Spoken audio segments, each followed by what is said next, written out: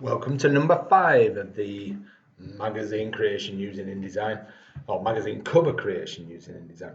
I just want to start off looking at some magazine covers. Just as you can see, I've just put a search in an image search on Google, and the thing I want to point out is that for the large part, these magazine covers use text like here and here and here and here and here and here and so on. They use text without covering the image or without interfering so much with the image. Now you could argue that here they interfere with the image, and you could argue that look at even that white circle there goes somewhere across the image, but it's meant to not detract from the actual image. I mean, even with this Time magazine, you know, the image sits behind the actual lettering of the magazine, same as it does here and on Vogue and those kinds of things.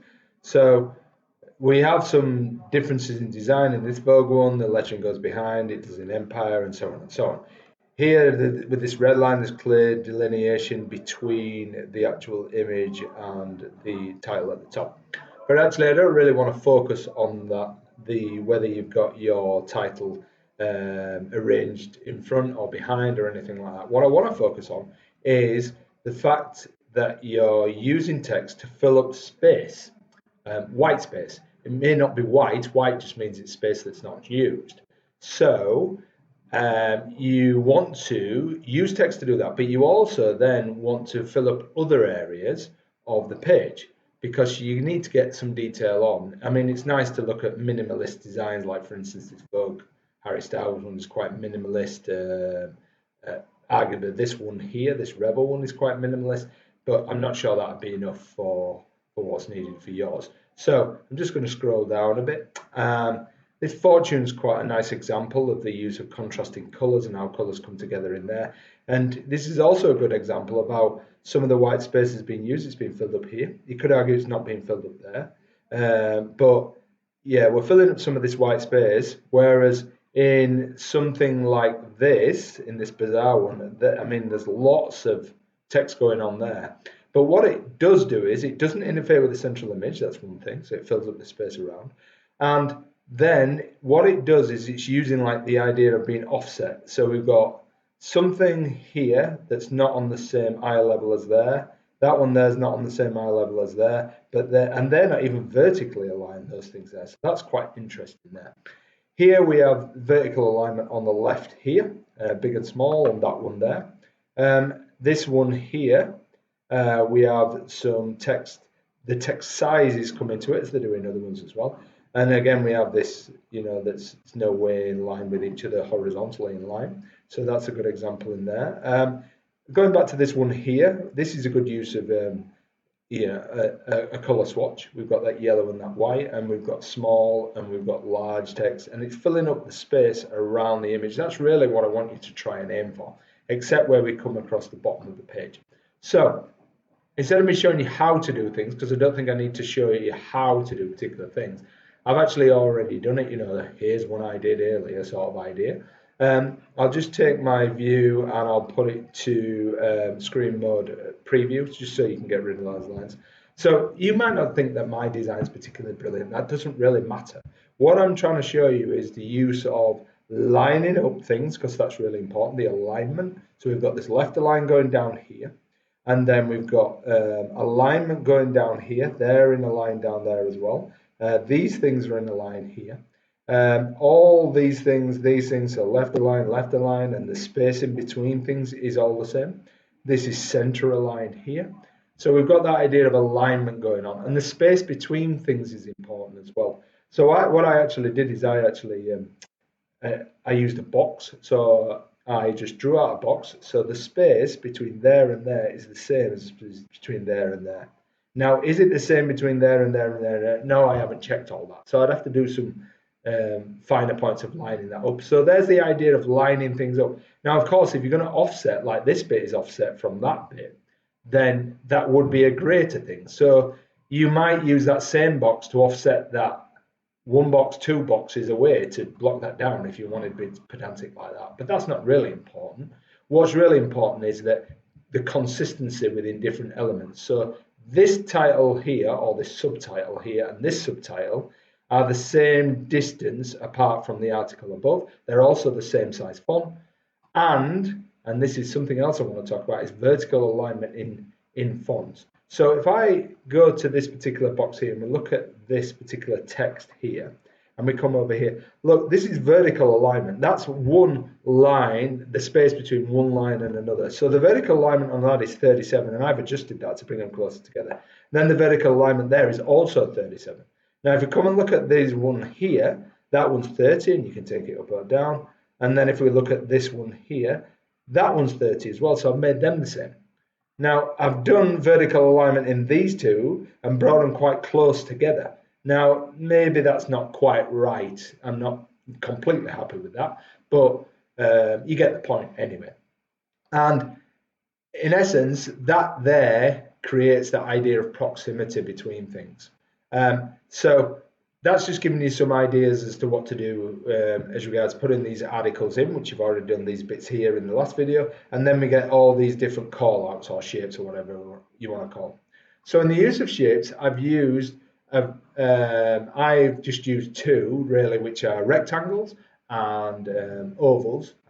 In my case, I've held down the shift key when drawing out the oval, and that creates a perfect circle. So this one here, I've gone to using that black border around, which is the same black border as what I used on that font there. That's 3 in size, and when you come in there, or 3 in thickness, should I say, and when you come to this one here, that's also 3 in thickness on that stroke of the outside of that circle. The fill colors, the same as this color here and this color here. Over here, I've used rectangles, these rectangles here, and I put a drop shadow effect on that. Once I decided I liked the drop shadow, I then copied and pasted it to here, copied and pasted it to there, so I got the same drop shadow. Obviously, you don't have to repeat all these kinds of things, but it's nice to have some consistency. And then I decided to actually offset my text.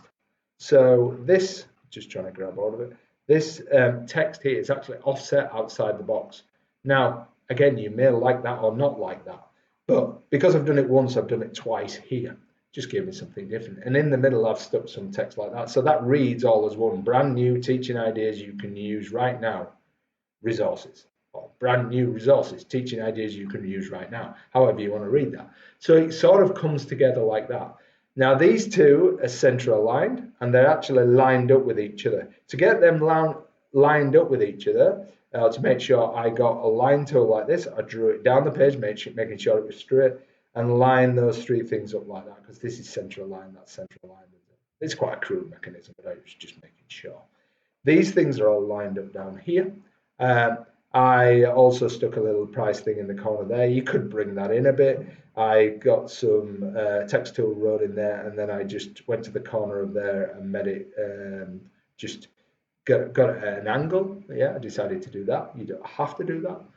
This is supposed to be center, whether it's exactly there, might need a little tiny bit of adjustment, but it's more or less there. And then I went with this idea of a bar that doesn't go fully across, again with the shadow, and then circles that go outside of that bar as well. And my intention is to probably fill them with images, because you can't just do black dots like that.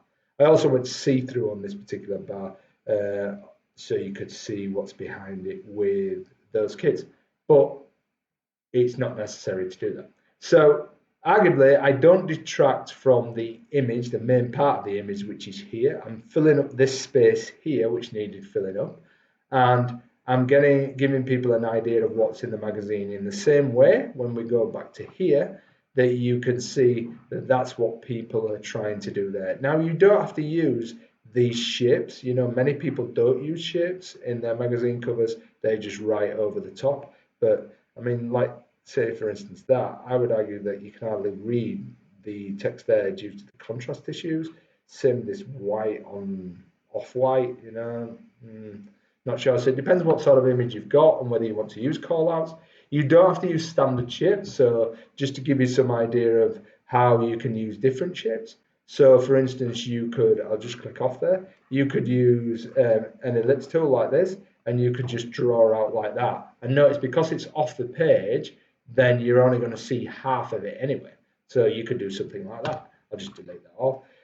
You can use a Polygon Tool and double click over here, and then you could set the number of sides to however you want it to be. Say I had 20 points on a Polygon Tool or whatever it is, on a polygon, and I brought it across there, which is nearly a circle, which would just be a bit weird. You can actually then modify that. So if I go Control Plus, I could use this scissor tool here, and I could start to cut points out of it, by messing about like something like that, and I could cut something out of it. I could do that. Just going to delete that off. Of course, you can bring in, or I should have said, just bring in a rectangle and have that half off the page like that, something like that, which just brings it in. You could get rid of the stroke, and that looks like it's coming off the page. That could be like a little, it's almost like a little tab, isn't it, or something like that. So you could use ideas like that. And they're the sort of things you can do. You can also, I'll just bring this further on the page, it doesn't have to be a proper rectangle. You can do things like fancy bevels. Yeah, woo, that's exciting, isn't it? Or you could do like some rounded, so the rounded rectangles, which is, the sort of things you see on websites. You could do that, and some inset and those kinds of things. What you want to really aim for though is some consistency. So I'll just zoom out again. So that's what I've aimed for in mine. When I got to this stage, I'm thinking, do I really like that blue? Not really sure, and therefore, hey ho, I might change some of those things. But you don't want to spend too long messing about getting this idea of perfection. It's not necessary. The point of this is to make sure it's complying with those craft principles, which really in this is focusing on contrast, and it's focusing on repeating elements that are in the same place and are the same size font and the same fonts. Oh yeah, I did. Just to come back to on that point, these are different Franklin fonts. I told you how valuable Franklin was, different weights of Franklin. And also this idea of proximity to each other, how close things are to each other. That's where that vertical alignment comes in, and the spacing. And aligning left, middle, and those kinds of things, which that all does, and being left aligned and right aligned. And indeed, if you come back to preview, just go in preview, just went a bit mad there. Or normal, should I say. Going back to normal, you can see the left alignment coming down the page with these here. So that's what you're really looking for, something like that. And as I say, all that needs is an image here and an image there, and that's largely done as a decent front cover. I'm sure yours will be designed a lot better than mine, but that gives you a good idea what you should be aiming for. Cheers.